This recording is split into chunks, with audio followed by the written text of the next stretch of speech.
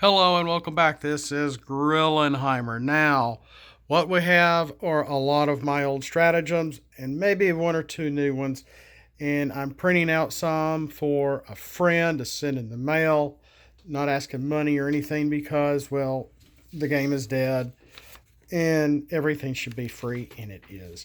And we send stuff back and stuff and forth to each other all the time. Now, some of these you've seen before, like leaking lubricants, which is for I believe it's the 7-star vanilla Ironhide, the veteran Autobot. So Ironhide veteran Autobot, when flips to bot mode, from bot mode to alt mode, can have 2 weapon slots. So he doesn't start with 2 weapon slots in alt mode, but after he flips and flips back, then you open his second weapon slot. He also it gives +1 to health, +1 to defense. Space Twist, I've corrected it. So Twin Twist not only has the spaceship trait for both sides, not sure what that's really going to do yet, but he also has the bot trait in body mode. So now, not only does showing off work with him, which did before, so does UFO. Bingo.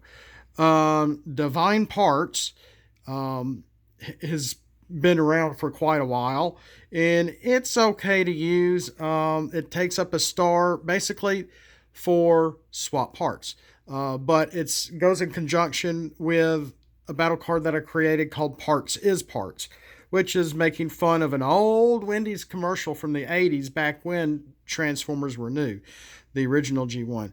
And you have to have this is your ongoing stratagem. Parts is Parts. You can have 3 in your hand, of course. 3 in your deck, of course. The battle card triggers Divine Parts to where you can swap an upgrade from one character to another.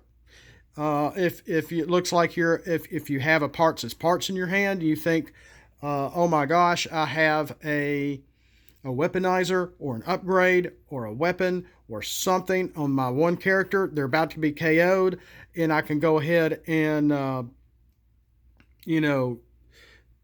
use Parts as Parts, move one of those items to another character with either more health or simply untapped.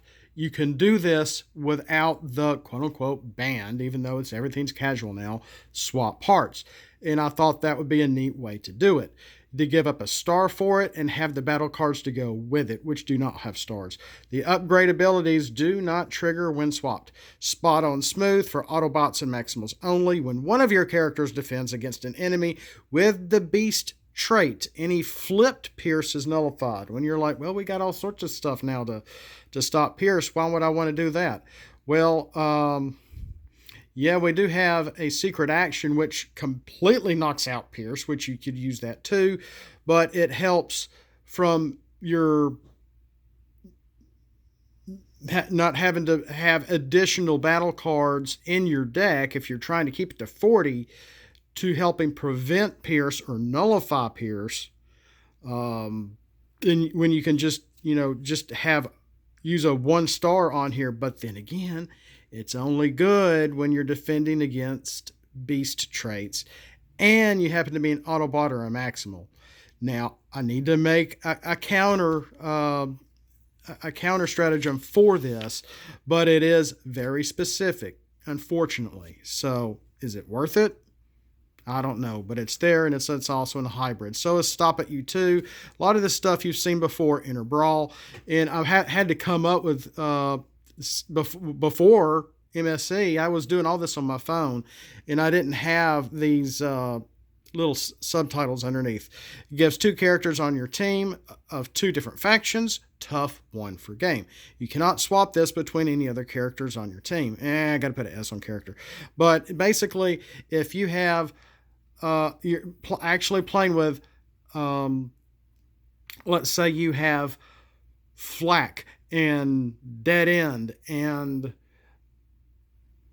Air Raid and Flame War or something like that on your team, and you have you give the tough to air raid and flame war because one's a Decepticon, the other one's an Autobot. If one of them gets KO'd, you cannot swap that tough one to another character. It stays, they get the extra tough one for game. You have to designate it at the beginning of the game. And maybe I need to put that on here too. But it seems obvious. So there's that. Like I said, even if one gets KO'd, the other one still has the tough one until it gets KO'd, etc., etc. G1 Contingency Plan is basically a card that looking towards the future. Yes, planning for the future. Yes, we are. Oh, so once per game, when one of your characters defends and takes more than 2 damage, you can move. So you're going to take the damage. As long as they're not KO'd, you can move and put two of that damage and put it on the stratagem. Near the end of the game, when your team only has one, and you only have one character left, before you draw for turn, you may move basically at the start of that turn, you may move this 2 damage from this to one of your opponents, to an enemy character. It's that simple. It's basically, you can hold it on here for the most of the game. Say you have Braun. Braun gets hit for 5. You move 2 here, so he only has damage of 3. He gets KO'd. Somebody else gets KO'd. You're down to one player left. At the start of that turn, you can move the 2 damage on this to one of your enemies. If it's their last enemy and they have only 2 or health left anyway, this could help you win the game. But it's not an alternative win condition. It's just a sort of a near the end game kind of use. Throwing damage back that they gave you. Dinobots to the rescue. When an Autobot. That's funny. I got to correct this. Without the Dinobot trait is in your KO area, when Autobot. So it can't be It can't be a Dinobot. It has to be a plain Autobot or an Autobot mercenary or whatever. They just can't be a Dinobot. If an Autobot gets KO'd, or you have one in your KO area, if you have Dinobots on your team, you can give one of your Dinobots bold 1 for turn. So if you have 2 Dinobots and another Autobot, or two Autobots and 1 Dinobot per se, and your Autobot gets knocked out, your Dinobots can have bold 1 for turn. It was originally bold 3. I have bold 1 on here now. But when I correct this, I might change it back to bold 2, maybe not 3. Adoration, we've gone over that recently. Mark a Decepticon on your team that does not have the later trait. It has bold 1 and tough 1 for game. So you can only be an all Decepticon team. Some newer stuff. I've gone over Circle and Nullification and Color Me Insane and Evil Spores like for almost a year now. When you have any cup and any 2 Dinobots on your team, they each have bold 1 for game. So yes, if your Titan Master Cup has Clobber on him, yes, he would be in a Dinobot. Yes, you would have a cup in the field, and yes, that cup would get bold 1. Boom. You're welcome. At the start of one of your turns, once per game, tap every Autobot and Decepticon on the battlefield, then flip over this card. So this, since we have more diabolical non-faction, of course we have more factions than just Autobot and Decepticon now, and that's the point. So you can have, if you have Heavens, even if you're doing a Unicron raid, well, you can't have this as a star card, a star stratagem card, but or a team with Quintessons and mercenaries or something to that effect, and you use stasis, you could tap your other team members, and you could still be have your tap for attacks to go. Basically, it would be like kawump, bumping the board, But if you have characters that are not Autobot and Decepticons, they still have a go. But of course, once you're tapped out, you flip this over. You can only do it once. It's not an ongoing thing. Let's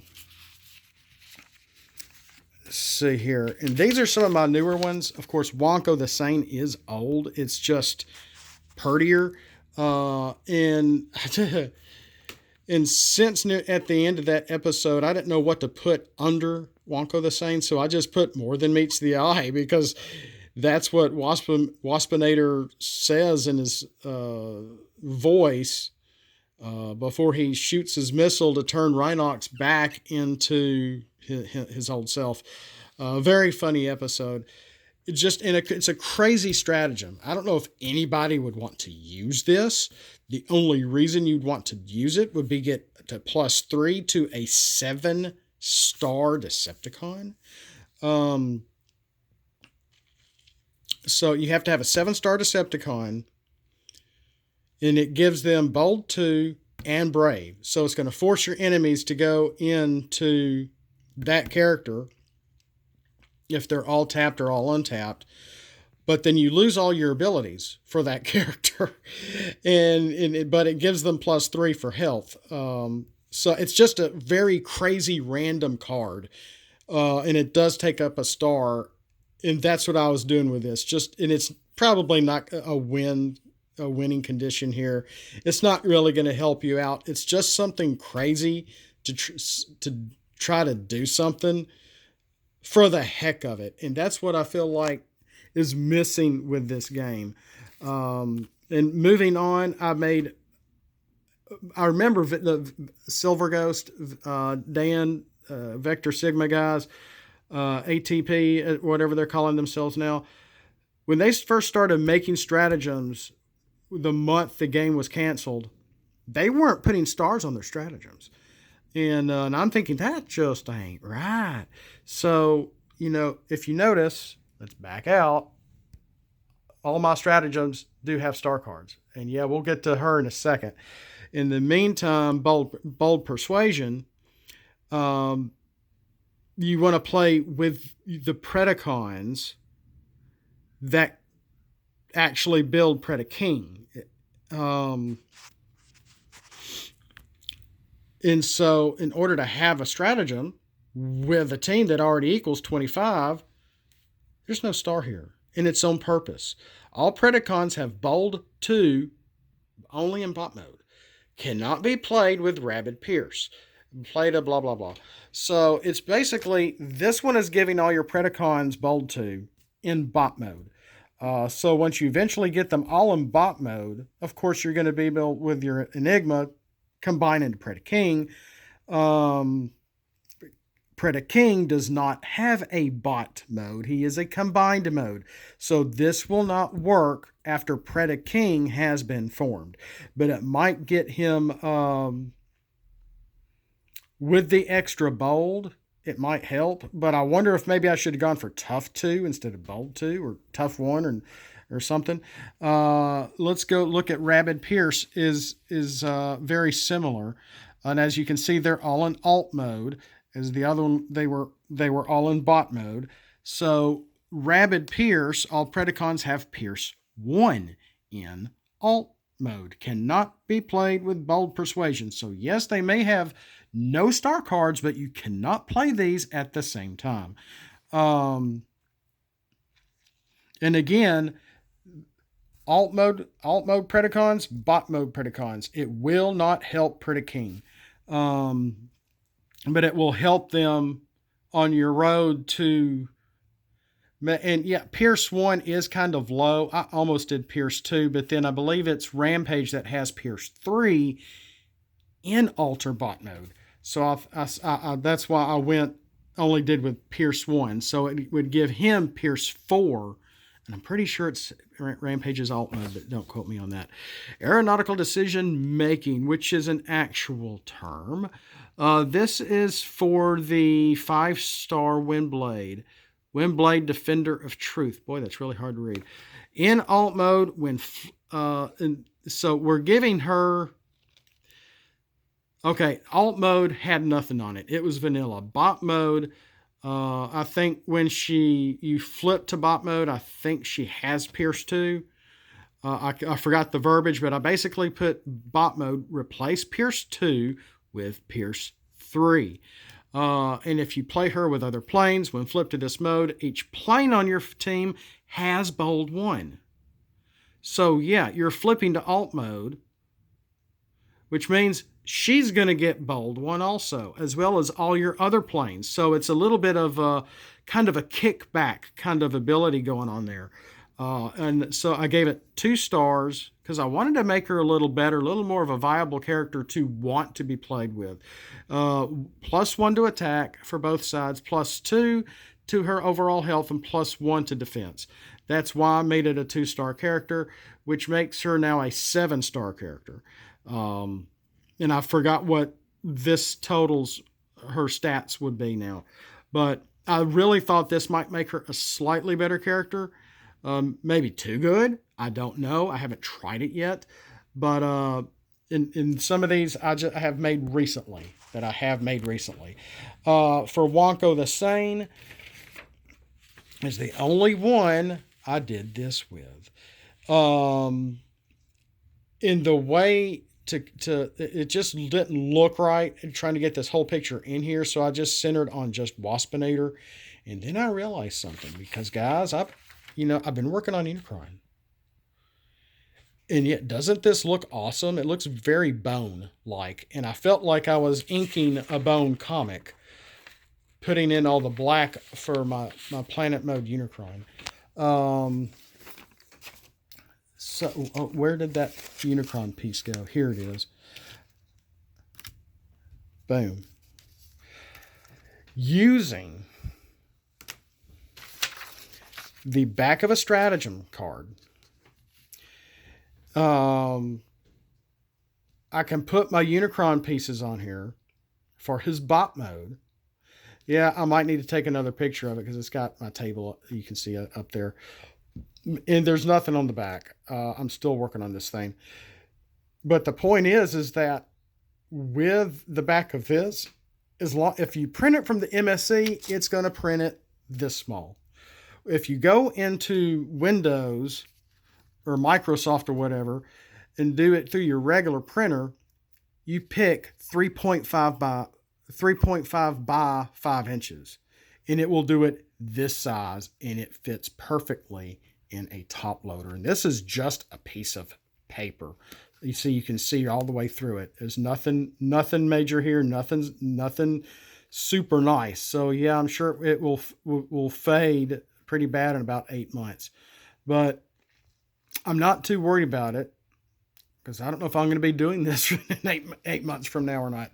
But I thought, hey, that's not bad. So, which I kind of hate that I drew all this on here, because I could have finished this part, done a Titan version of this with only this part on here, and glued it on, or taped it on, taken a picture of it, and put it on either side, and then put it in a thingy. That would have been the best thing to do. I'm just learning this 2020, in hindsight, if you will. So if you are trying to make your own combiner, that is the way to do it. And that's how I'm going to title this little thing as well, is that you want to use this. Yes, you're going to get the thing on here. Yeah, I can't figure out how to put the name on here, but I'm not worried about names or anything, because basically it is just the other side of a picture. But my Unicron is very different, very special. He's not your normal combiner, because he's also still a character card. That is very complicated. And not that complicated, really. So, oh, yeah, there's half of him at least. And he's looking pretty good, despite how I really can't draw. And I'm doing all this by hand, but I've gone way too long. I've got to get back to it. So thanks for watching, but I thought this would help y'all if some of y'all are trying to figure out how to make a combiner through the MSC. use the back of the stratagem style in the set, print it out through regular Microsoft, and hit the one that where you can do only 4 pictures on a page, and you'll get the perfect size for the card game. We'll see you next time. Thanks for watching, and as always, flip out and let's roll for it.